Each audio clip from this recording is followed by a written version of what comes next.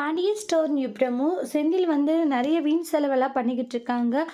ஒவ்வொரு ரூபாவும் வந்து இந்த மாதிரி வீட்டுக்கு தேவையான பொருளையுமே வாங்கிட்டு, கடைசியில வந்து அவங்களுக்கு ஒரு தேவை அப்படின்னு வரும்போது, அவங்களுக்கான பணம் இருக்கிறதில்ல மீனா கிட்ட கேட்கவும், மீனா திட்டி விட்டுருவாங்க. "நான் ஒவ்வொரு முறையும் சொன்னேன், வீண் செலவ பண்ணாதன்ட்டு. ஆனா என்னுடைய பேச்ச கேட்காம எல்லாத்தையுமே வீண் செலவ பண்ணிட்டு, இப்ப வந்து நீ கேட்டுக்கிட்டு இருக்கியா?" அப்படின்றாங்க. "இங்க பாரு, நீ என்ன கேட்டாலையும் அதுக்கான பணம் இப்ப குடுக்க முடியாதுன்ற மாரி கோவப்பட்டு சண்டை போட்டுக்கிட்டு இருக்காங்க.